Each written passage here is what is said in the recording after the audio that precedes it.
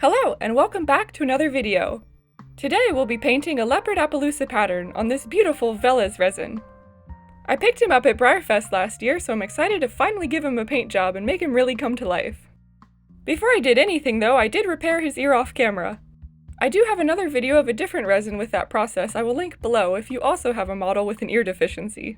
But basically I drill a wire into the resin stump, glue it, and then sculpt over that with epoxy. This resin in particular needed a ton of prep work, probably the most I've ever done before. I filled a lot of areas with epoxy, especially the seams, and did a ton of sanding. He also had a lot of tiny bubbles called pinholes from where there was air trapped in the resin during casting. I filled those in with epoxy and some thick paint. A lot of people like products such as Bondo and Green Stuff for this. I just didn't have any on hand since I don't come across this issue very often. But after all that and a good wash, he is ready for primer.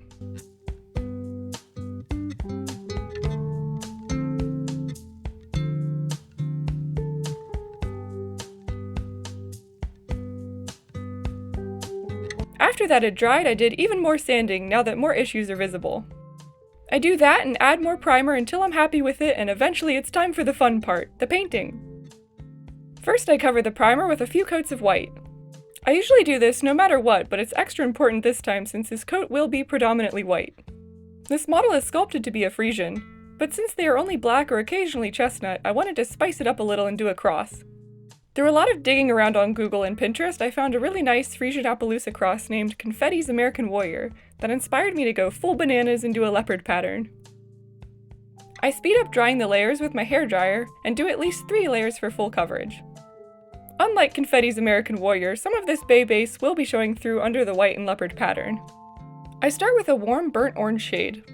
This looks very Cheeto-esque at first, but do not fear the Cheeto, embrace it. Or at least with dark colors. If you're making chestnuts or palominos, you should fear the Cheeto a little.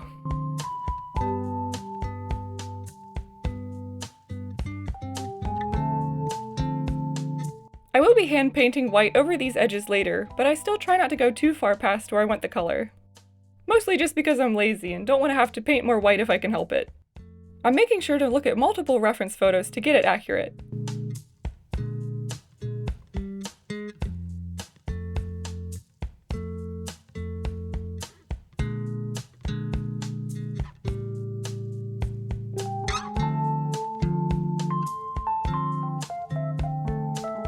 Now that it's looking crazy enough, I can start shading with a dark brown. I try to really bring out the shapes of the sculpture. The rich undertone really helps give this brown some dimension.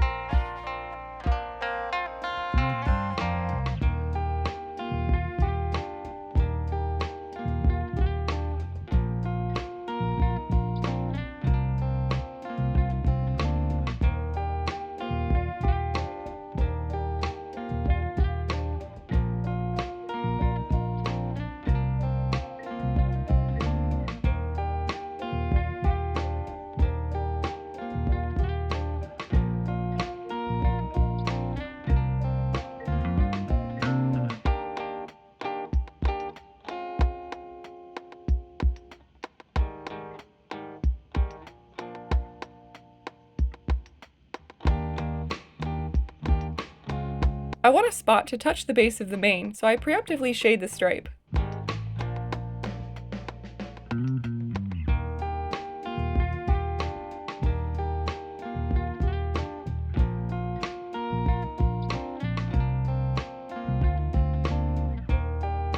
Now I can go in with black and shade more. This really ties everything together.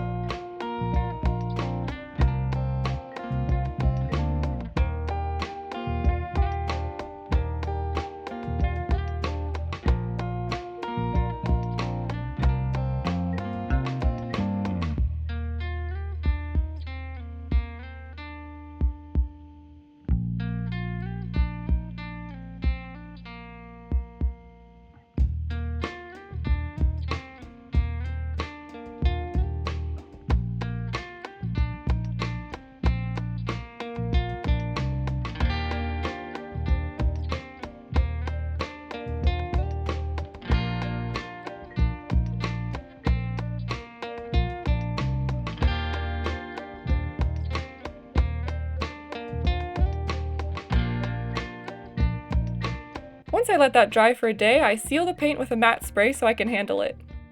Now I can make the white border more precise and add the herring detail. I make sure to thin the acrylic down with a little water so it's not thick and gloopy. I usually tap the brush off on my paint rag first to get any excess water off.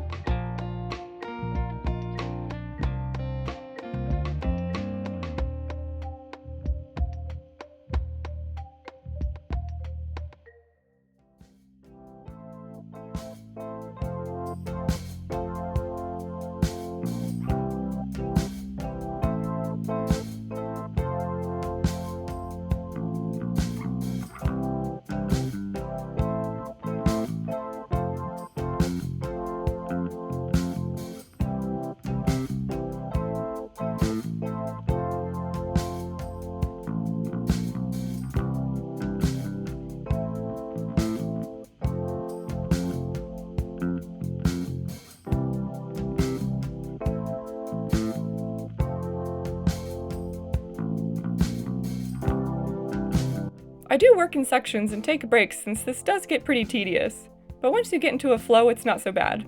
Since it's thinned down, I do need to do a few coats of the white.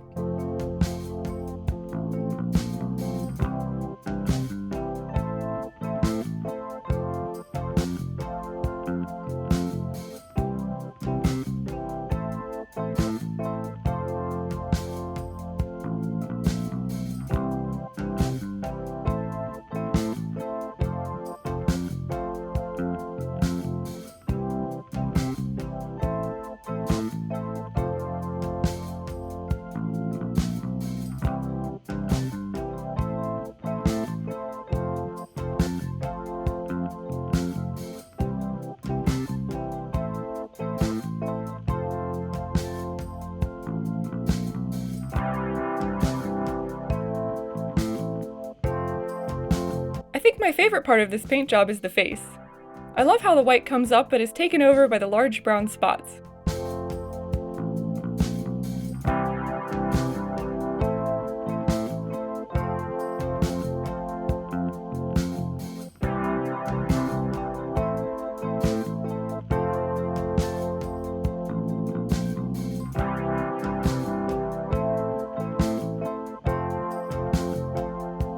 It was tricky trying to get the shapes right with the hair direction while still making it random and asymmetrical.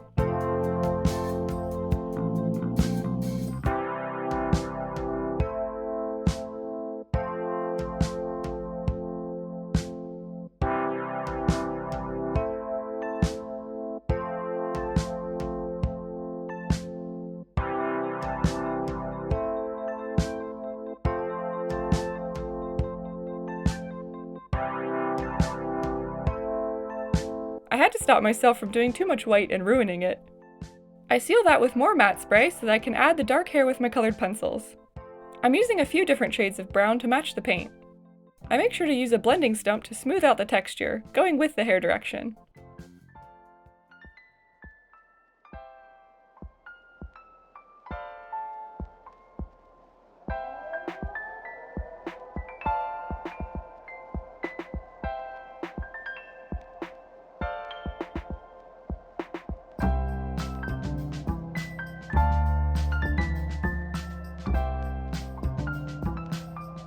I'm also adding white pencils as well for even more herring. This part also kind of just requires patience. I actually find it pretty satisfying.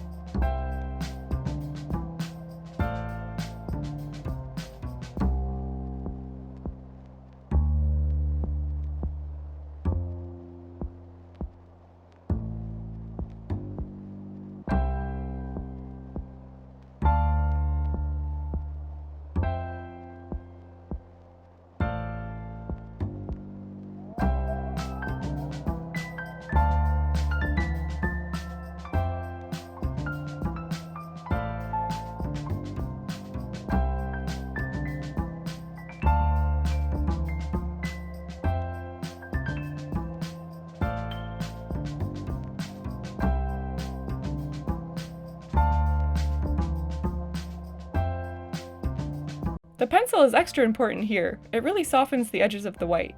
I apply a lighter pressure in some areas to get it extra smooth looking.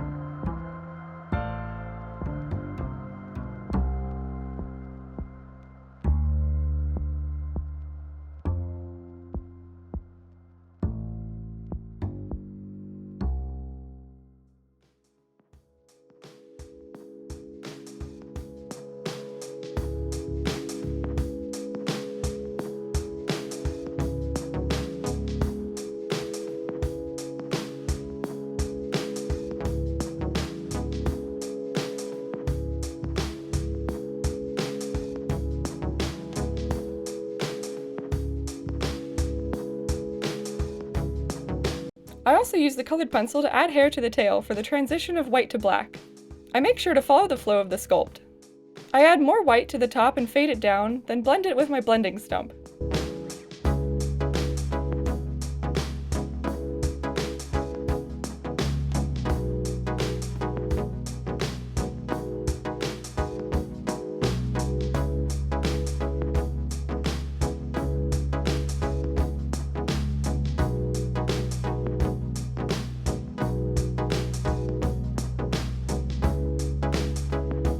I go over it with the black pencil and do the same in the opposite direction.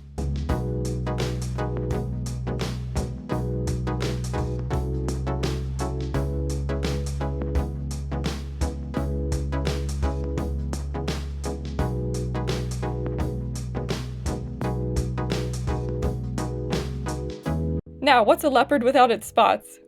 I'm using a script liner brush to help give a nice smooth oval shape. I'm working off of a photo, but I'm not trying to copy it perfectly. And I don't think I could anyway. I just need it to make sure the direction, size, shape, and amount are realistic. I'm making them a little smaller than I want the final result to be, since the next step will make them bigger. It's also important that some spots touch each other. I see a lot of people's inclination is that they should be separate, but nature doesn't exactly work like that. The more abstract, the better. Our brains tend to naturally pick out patterns. It's just important to keep the hair direction in mind.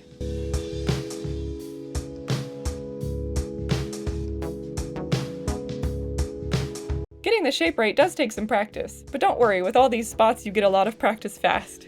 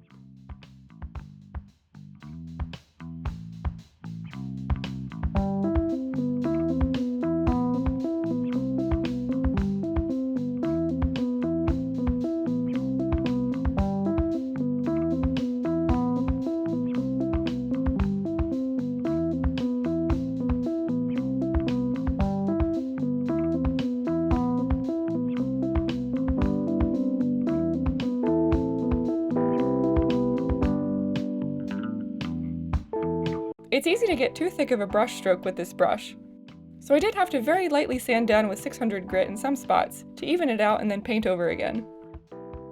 Just when you're almost done, you're going to want to stick your fingers directly into the wet paint in the most visible part of the horse. Just kidding, please don't be like me and actually wait for your paint to dry. Luckily, I was able to dampen it and gently rub it off with a cloth and my kneaded eraser. It looks pretty intense sped up, but I promise it was gentle. Luckily, the edge here will get blended out anyway.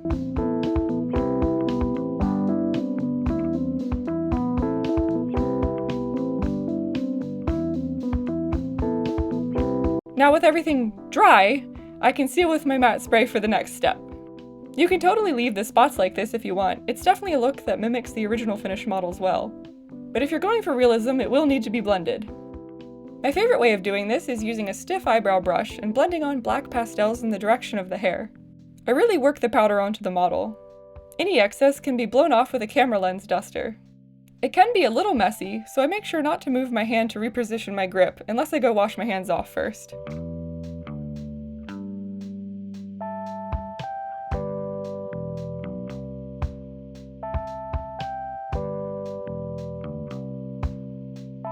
I also blend the tail transition with gray using a smaller brush that I cut the tip off of.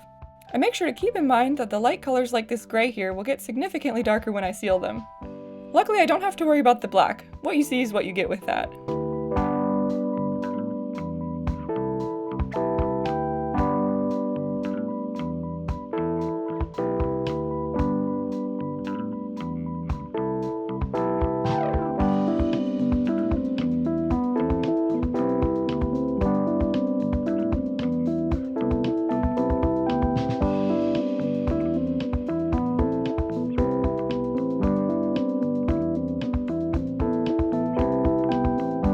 I blend the mane in the same way, especially where that spot touches and creates a streak. He's living out his 2000s chunky highlights fantasy.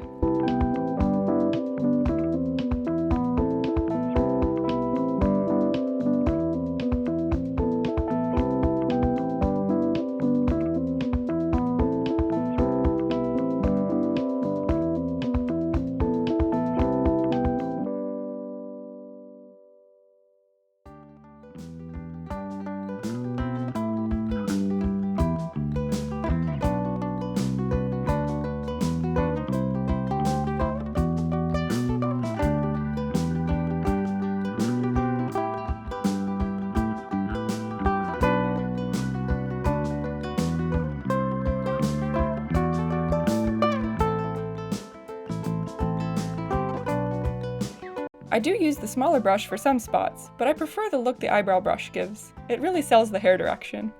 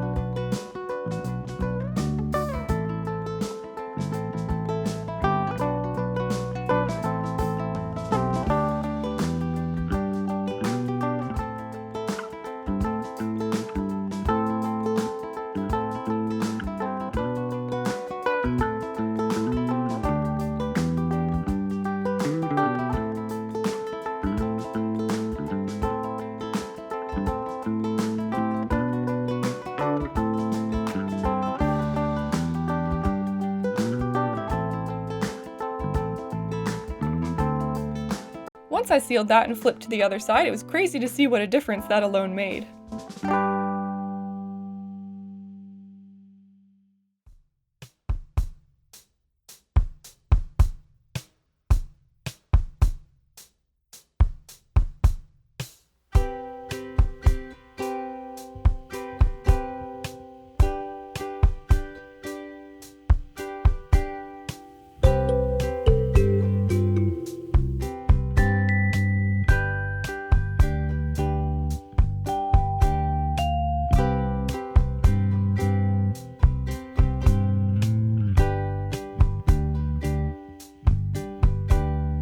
With that first round of blending done and sealed, it's time for phase 2, the colored pencil.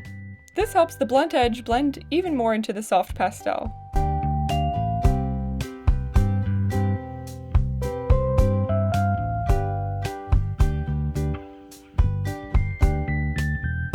Of course, I also blend this with the blending stump.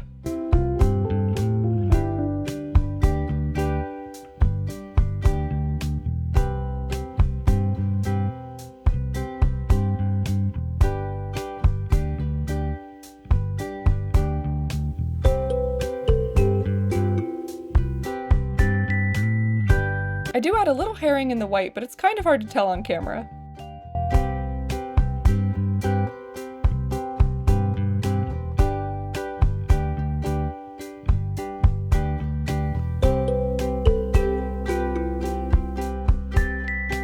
After the colored pencil, I did another layer of pastels on top and sealed everything again. Now that I'm thoroughly seeing spots, let's see what we can do with these eyes. They are quite small for even a traditional scale model, so it will be limited real estate.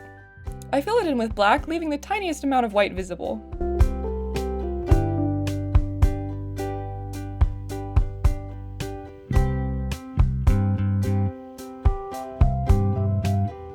Usually blue eyes on horses kind of scare me, but I thought it would be fun to do something different and give him the Paul Hollywood stare. My eye process is pretty simple to do, but hard to explain.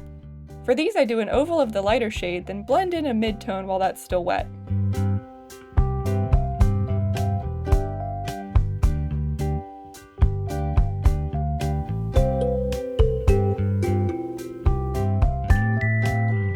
Then I add the black to the middle again so that the wetness blends it together. Once that's dry, I add highlight to the bottom.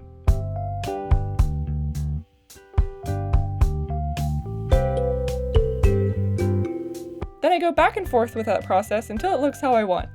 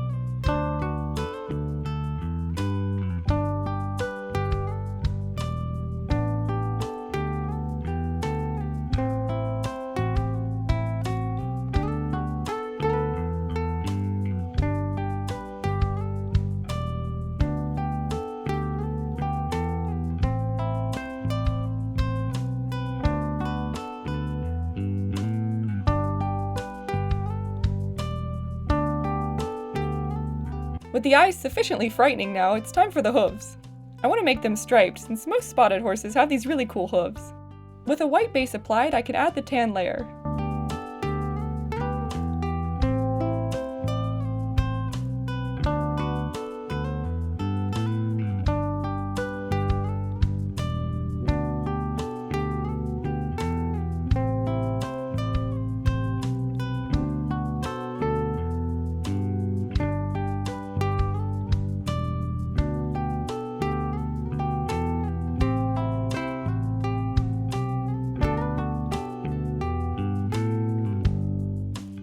As always, I add the white to the top and blend it down.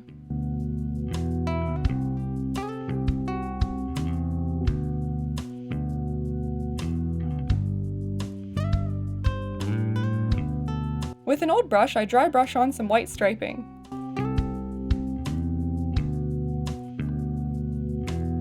If I get too much white on it, I just dab it off with my finger.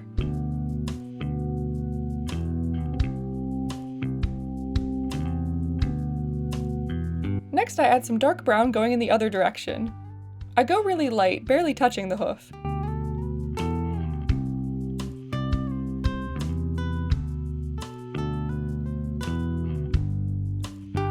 For these thick stripes, I don't dab off the extra paint first. This part is really satisfying.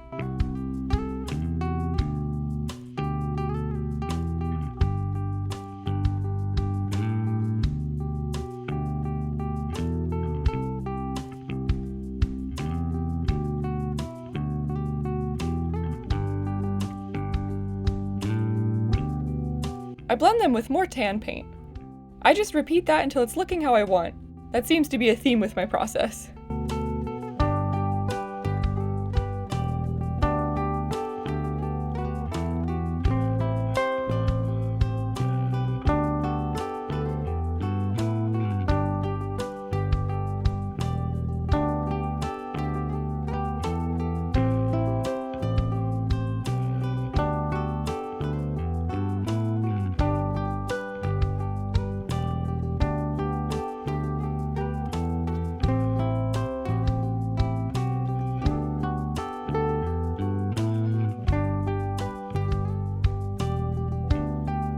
When I'm happy with it, I add the white stripe back to the top.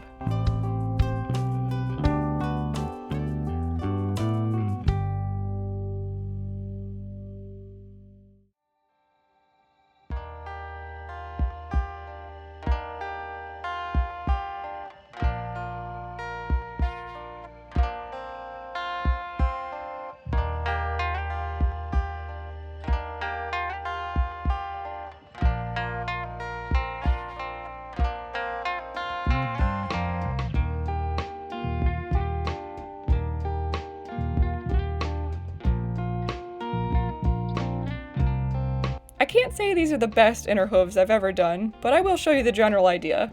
First I darken the interior ring and frog.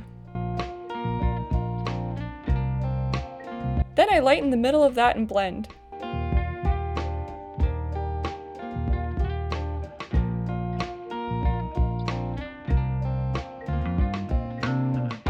I darken the frog a little.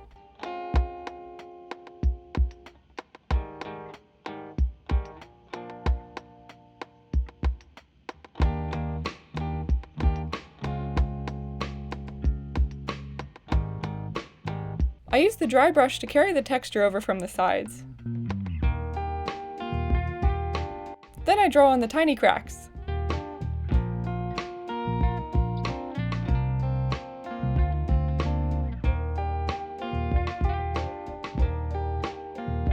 I don't know, they aren't my best. I really do need to work on this. But I also don't ever really have to see them.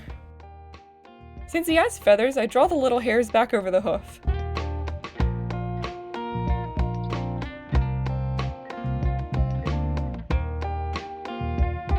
Then I can add the gloss varnish to the hooves, eyes, and nostrils.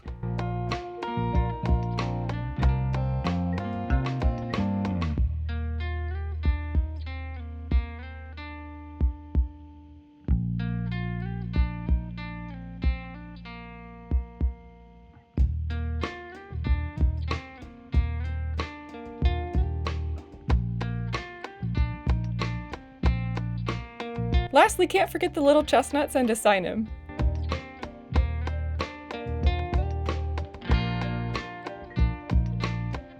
And with that done and a coat of satin sealer, it's time for the final result.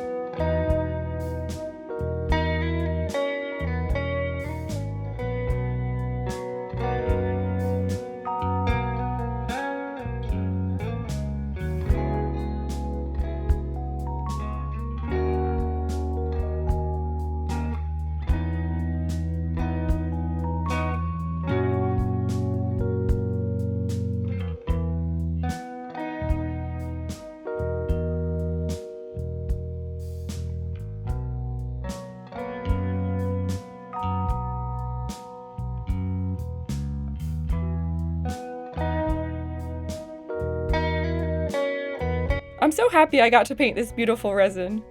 I think the flashy color suits him. Of course, I think any model would look good as a Leopard Appaloosa. I know I've done a similar pattern in a previous video, but I think they turned out pretty different, and I was able to try out some new techniques. Definitely let me know what you think or if you have any questions in the comments below.